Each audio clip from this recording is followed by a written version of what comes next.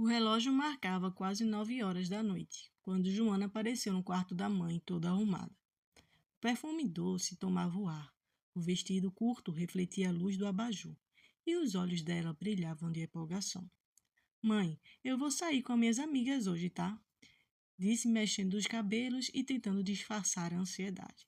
A mãe de Rosa levantou o olhar devagar com aquele ar que só as mães têm quando algo dentro delas começa a gritar em silêncio. Ela suspirou, segurou o terço que sempre deixava na cabeceira e balançou a cabeça lentamente. Filha, hoje não. Eu estou com um pressentimento ruim. Não sei explicar, mas meu coração está apertado. Joana sorriu, tentando quebrar o clima. Mãe, deixa disso. É só uma boate nova que abriu no centro. Todo mundo vai. Eu estou cansada de ficar trancada aqui dentro. Quero me divertir um pouco. Dona Rosa levantou-se, foi até ela e colocou as mãos em seus ombros. O olhar dela estava marejado. Joana sentiu o sentimento da mãe não falha. Eu não estou falando para te prender. É só que tem algo errado hoje. Eu sonhei com você pedindo socorro. Eu imploro, não vá. Mas Joana já estava com a cabeça em outro lugar. O som da música, as luzes da cidade, a liberdade de viver seus próprios desejos. Mas eu te amo, mãe. Mãe, eu te amo. Mas você exagera. Deu um beijo rápido no rosto dela e saiu do quarto. Minutos depois, o portão bateu. Dona Rosa correu até a janela e viu a filha se afastando pela rua, o salto batendo no asfalto e o riso leve ecoando na noite. O vento frio soprou pela janela e o arrepio percorreu o corpo da mulher. Ela ajoelhou-se ao lado da cama, apertando o terço entre as mãos trêmulas. Meu Deus, cuida dela, onde quer que ela vá. O relógio marcou 9h30. O silêncio da casa era pesado, e o tipo de silêncio que anuncia que algo ruim está prestes a acontecer. Dona Rosa olhou para o retrato da filha, mais nova, sobre o cômodo e murmurou: Um dia, Joana, você vai entender o que é pressentimento de uma mãe. Lá fora, o som distante de uma buzina misturava-se ao vento. Era o começo de uma noite que jamais seria esquecida. As luzes da boate piscavam em tons de roxo e azul. O som das batidas eletrônicas fazia o chão vibrar sobre os pés de Joana, que se sentia viva, livre e incrível. As amigas dançando ao redor dela, rindo, filmando tudo com o celular, brindando em copos de bebidas coloridas. Era como se nada de ruim pudesse acontecer. Ela não conseguia tirar da cabeça a imagem da mãe preocupada, mas cada gole que dava e fazia esquecer o mundo. Mais detalhes daquele olhar cheio de medo. Relaxa, Joana, gritou uma das amigas, empurrando o copo em sua mão. Hoje é para se divertir. E ela se deixou levar. Entre as luzes apareceu ele, um homem alto, olhar calmo, terno impecável e um sorriso encantador. Parecia deslocado naquele ambiente barulhento. E talvez por isso chamou a atenção dela. Você parece estar procurando em um lugar onde eu possa respirar, disse ele, com voz suave, inclinando-se para perto dela. Joana sentiu um arrepio. Talvez eu esteja, respondeu sorrindo sem perceber o perigo. O homem se apresentou como Rafael. Disse que era empresário, que estava ali só para deixar e relaxar, e depois de uma reunião tão cansativa que ele teve. As palavras dele soavam tão inseguras, tão perfeitas, que ela acreditou sem questionar. Aqui é bom, mas eu conheço uma outra boate mais reservada, mais chique. Ele sorriu e olhou para ela como se lesse seus pensamentos. Lá a música é boa e o ambiente é mais calmo. Você vai adorar. Joana hesitou por um instante. Olhou para as amigas, mas elas já estavam ocupadas demais dançando e rindo para notar o que estava acontecendo. Eu não sei, murmurou. Confia em mim, disse ele, oferecendo a mão. Eu só quero te mostrar um lugar melhor. A mão dele era quente e firme, e Joana, movida pela curiosidade e pela sensação de estar vivendo algo especial, aceitou. Tá bom, então vamos. No carro, as ruas começaram a ficar mais desertas. A cidade parecia mudar. As luzes ficavam mais distantes e o prédio dava lugar a galpões e avenidas silenciosas. Joana olhou pela janela, sentindo-se seu coração bater mais rápido. É longe? Perguntou, tentando disfarçar o nervosismo. Quase chegando, respondeu Rafael sem tirar os olhos da estrada. Ele ofereceu uma bebida para relaxar. Você está muito tensa, disse ele com um sorriso calmo. Ela hesitou, mas aceitou um gole. O sabor era doce, agradável, mas logo veio uma sensação estranha. Uma ternura leve, uma tontura de leve, como se o mundo começasse a girar devagar. Acho que... Tentou dizer, mas a voz falhou. O rosto de Rafael ficou distante, embaçado. Ela tentou abrir a porta, mas as mãos não obedeciam. Tudo girava. As luzes da rua se misturavam no turbilhão colorido. Relaxa, princesa, ouviu a voz dele sussurrando. Vai passar. E então tudo escureceu. A madrugada caiu pesada naquele bairro. O relógio da sala marcava 2 horas da manhã e Rosa ainda estava acordada, sentada na poltrona com o terço entre os dedos. A cada segundo que passava, o silêncio da casa parecia mais profundo, mais angustiante. O celular de Joana estava mudo. Nenhuma mensagem, nenhuma ligação retornada. Rosa já estava mandando dezenas de áudios, todos sem resposta. Filha, me diz onde você está, murmurava com a voz embarcada. Ela levantava, andava de um lado para o outro, e ajoelhava e olhava pela janela, como se qualquer momento fosse ver a sua filha dobrando a esquina. Mas a rua estava deserta, só o som distante de um cachorro latindo e os ventos balançando as árvores. Por volta das 3 da manhã, o coração de Rosa apertou de um jeito diferente. Ela sentia uma pontada no peito, como se alguém a tivesse chamado de longe. O terço escapou de suas mãos e caiu no chão. Ela se ajoelhou ali mesmo, chorando baixinho. Meu Deus, protege a minha filha. Não deixa nada de ruim acontecer com ela. Eu sinto que algo de errado, eu sinto. Quando o sol começou a nascer, o despertar já havia tomado conta. Rosa ligou para as amigas de Joana, uma por uma. Ela saiu com vocês, não foi? Vocês sabem para onde ela foi depois? Do outro lado da linha, uma voz sonolenta respondeu. A gente achou que ela tinha ido embora com um novo namorado, um cara chamado Rafael. Rosa gelou. Namorado? Que namorado? Foi até o quarto da filha e preocupou por pistas e ficou procurando por pistas. Encontrou o celular dela em cima da cama e que fez o pânico crescer ainda mais. A gaveta aberta, a janela pelos entreabertas, ela tinha saído escondida. Oh, minha filha, sussurrou Rosa, apertando o travesseiro contra o peito. Por que você não me ouviu? As horas seguintes foram uma mistura de desespero e busca. Ela foi à delegacia, levou a foto de Joana, descreveu a roupa que ela usava, contou tudo o que sabia. Os policiais prometeram procurar, mas Rosa sabia no fundo da alma que o tempo era inimigo maior. À noite, de volta em casa, sentou-se outra vez na poltrona, o terço agora apertado entre os dedos vermelhos de tanto orar. Na televisão passavam notícias de uma rede de desaparecimentos misteriosos na região. Ela sentiu o corpo gelar. As lágrimas correram sozinha. Deus, onde está minha filha? Lá fora, a lua estava cheia, brilhando sobre a cidade adormecida.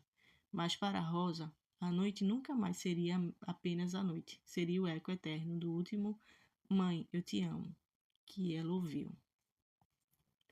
Um som abafado, como se vivesse debaixo da água, ecoava na cabeça de Joana. Ela tentou abrir os olhos, mas a claridade a cegou por um instante. Tudo girava. O corpo estava pesado e o ar parecia denso. Denso demais para respirar.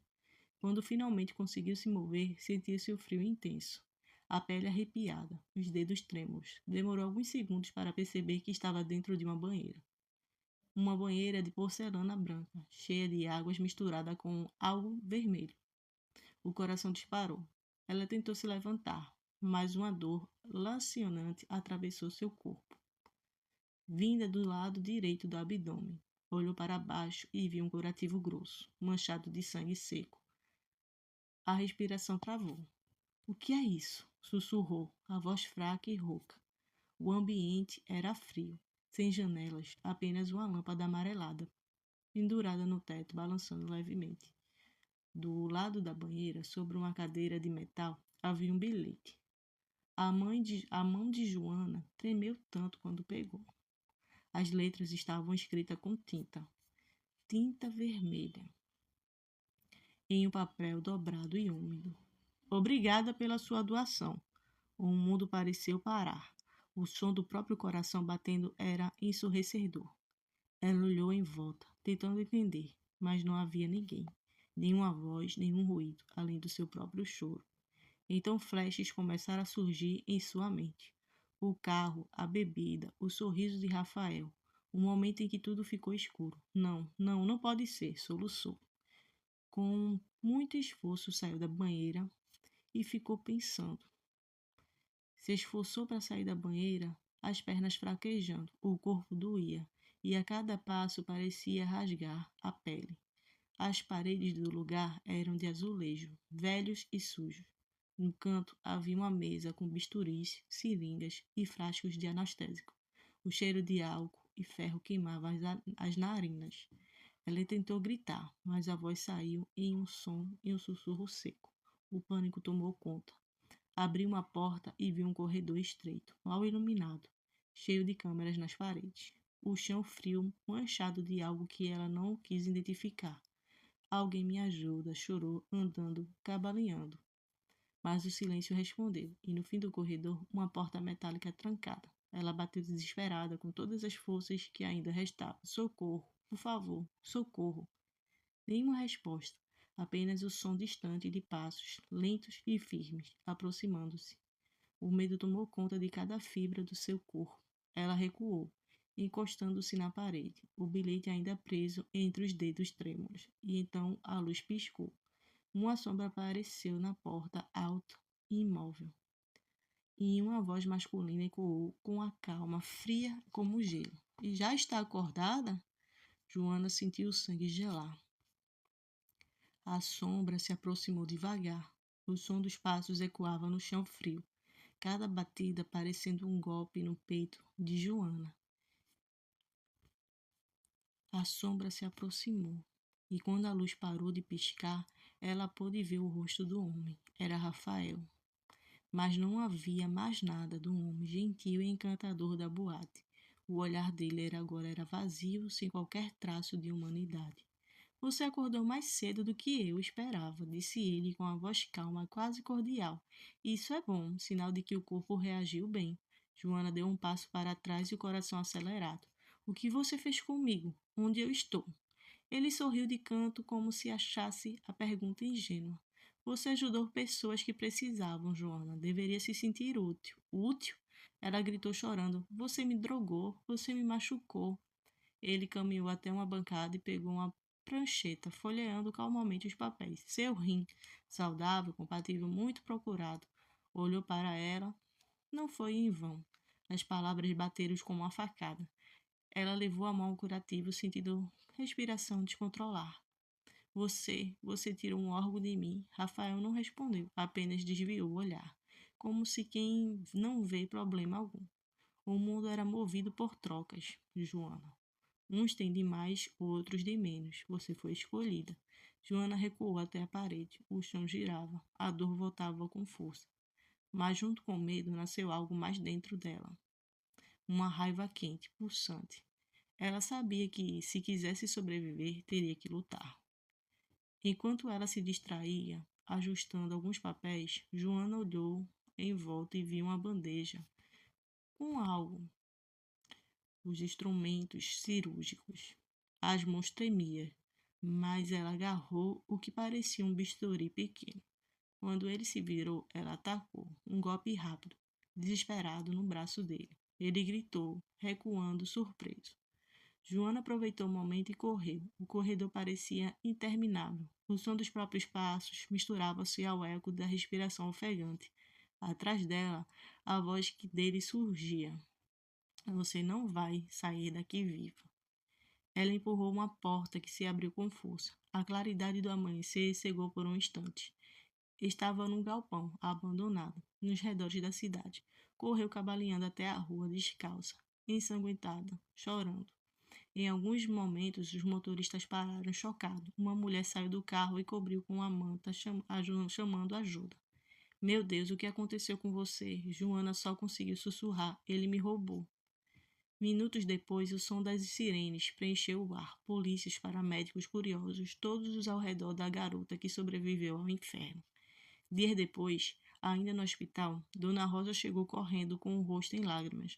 Ajoelhou-se ao lado da filha, beijando suas mãos. Eu sabia, eu senti. Joana chorou, abraçando a mãe com um pouco de força que ainda restava. Naquele abraço, as duas entenderam o pressentimento de mãe. É algo que a alma reconhece, mesmo quando o coração insiste em ignorar. Os dias no hospital pareciam não ter mais fim. O cheiro do antisséptico, os sons dos monitores e os barulhos dos passos no corredor se tornaram parte da nova rotina de Joana. Seu corpo estava fraco, marcado por cicatrizes, mas o que mais doía era o que ninguém podia ver: o medo, o trauma, o vazio deixado pela confiança traída. Dona Rosa não saía do lado dela, dormia sentada na cadeira segurando as mãos da filha. Cada vez que Joana acordava assustada, ela estava ali, com os olhos marejados e o coração apertado. Calma, filha, acabou. Você está segura agora. Mas dentro de Joana, nada parecia ter acabado. Ela tinha pesadelos todas as noites. Ouvia a voz de Rafael, o som metálico das portas, o frio da banheira. Acordava suando, tremendo, e o olhar ao seu redor podia ter certeza que ela estava no mesmo lugar, no hospital. Com o tempo, vieram as sessões de terapia. No silêncio, ela mal conseguia falar. Chorava mais do que explicava. Mas aos poucos, as palavras começaram a sair, uma a uma, como quem arranca espinhos da alma. Eu achava que ele era o amor da minha vida, disse certa vez a psicóloga, e ele quase tirou a minha vida. A médica apenas assentiu, sem interromper, deixando que Joana encontrasse o próprio ritmo para curar as feridas invisíveis. Meses se passaram, as notícias sobre o caso se espalharam. As outras vítimas começaram a aparecer. O nome de Rafael não era real. Ele fazia parte de uma rede criminosa internacional especializada em tráfico de órgãos. A prisão dele e dos cúmplices foi anunciada em rede nacional. Joana assistiu à reportagem com lágrimas nos olhos. Não era lágrimas de dor, era de sobrevivência. Ela sobreviveu contra todas as possibilidades e probabilidades que ela estava viva. Foi nesse dia que tomou uma decisão. Mãe, disse firme olhando no olhar dela. Eu quero ajudar outras meninas. Eu não posso deixar isso acontecer de novo. Dona Rosa sorriu, orgulhosa mesmo com o coração apertado. Agora vejo que da dor nasceu tua força. Semanas depois, Joana começou a visitar escolas, grupos de jovens e programas sociais, contando sua história com voz firme, mostrando o curativo já quase cicatrizado. Como símbolo de alerta e de coragem, falava sobre o perigo de confiar cegamente, sobre escutar os conselhos de quem não nos ama, sobre nunca duvidar do instinto, principalmente o instinto de mãe. Certa noite, depois de uma palestra, uma menina se aproximou dela e disse: Eu ia sair com um cara que conheci ontem, mas depois de ouvir você desistir. Joana sorriu emocionada. Naquele momento, entendeu que cada dor que havia vivido tinha ganhado um propósito. Ao chegar em casa, encontrou Dona Rosa na varanda, olhando o céu estrelado. Sentou-se ao lado dela, encostando a cabeça em seu ombro. Mãe, agora entendo o que você sentiu naquele dia. Eu sei, filha, respondeu Rosa, acariciando o cabelo dela. O amor de mãe é um pressentimento que vem da alma. E ali, sobre o céu silencioso, as duas ficaram abraçadas. A dor ainda existe, mas a fé e o amor haviam se tornado muito maiores. Joana não era mais a mesma. Ela tinha sido quebrada, mas se reconstruiu, muito mais forte, mais sábia e com um propósito que salvaria muitas vidas.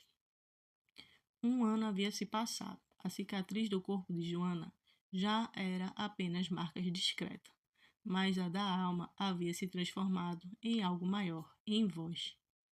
Ela agora era conhecida como fundadora de um projeto Escuta a Menina, criadas para orientar jovens sobre o perigo das redes sociais e riscos de encontros com desconhecidos, e principalmente para ensinar que a vida vale mais do que qualquer promessa de amor repentino. Em uma manhã ensolarada, Joana foi convidada para dar uma entrevista em uma emissora local. No camarim, respirou fundo. Olhou seu reflexo no espelho e quase não se reconheceu. O olhar era mais firme e o sorriso mais sereno. Ela sobreviveu ao inferno e voltou para contar. Durante a entrevista, o repórter perguntou: Joana, o que te dá forças para continuar falando sobre uma história tão dolorosa? Ela sorriu levemente. Saber que cada vez que eu conto, talvez uma menina decida não entrar naquele carro, não aceitar aquela bebida e não sair sozinha com um estranho. Se eu salvar uma única vida, já valeu a pena. As palavras ecoaram pela sala, e o silêncio que se seguiu foi de pura admiração. Após a entrevista, Joana voltou para o centro comunitário, onde o projeto funcionava. Lá, dezenas de jovens se reuniram em roda, compartilhando suas próprias histórias. Meninas que quase foram enganadas, outras que sobreviveram a relacionamentos abusivos, e algumas que pela primeira vez tinham coragem de falar. Aqui ninguém julga, aqui a gente se escuta, dizia Joana, sorrindo enquanto abraçava cada uma. Dona Rosa acompanhava tudo de perto. Às vezes ficava sentada no fundo da sala, apenas observando a filha. Em seus olhos havia orgulho e gratidão por ter Deus devolvido a filha dela viva, ainda que transformada. Certa tarde, depois de uma palestra em outra cidade, Joana foi surpreendida entre o público. Uma mulher levantou a mão e disse em voz trêmula: Eu fui levada também há 10 anos, mas nunca tive coragem de contar. Você me deu coragem hoje. As duas se abraçaram sobre aplausos, e foi ali que nasceu a Rede Voz das Sobreviventes. Uma aliança entre mulheres que vivem o mesmo horror e decidiram transformar suas dores em proteção uma para as outras. Joana passou a ser convidada para congressos, escolas, programas de TV, mas mesmo com todas as visibilidades, nunca deixou de voltar àquela varanda onde tudo começou. Ao lado da mãe, sobre o mesmo céu, com o mesmo silêncio que agora trazia paz, não medo. Mãe, disse ela certa noite, se eu não fosse o seu pressentimento, talvez eu não estivesse aqui hoje. Dona Rosa apertou a mão dela e respondeu com um sorriso cansado. E se não fosse a tua coragem, filha, quantas outras estariam perdidas agora? As duas se olharam em silêncio. O amor que as unia era o mesmo que havia salvado. Enquanto o vento soprava leve, Joana fechou os olhos e sentiu, talvez pela primeira vez, que finalmente estava em paz. Sua dor tinha virado propósito, seu medo, sua voz e sua história, um grito de alerta que ecoaram para sempre no coração de quem ouvisse.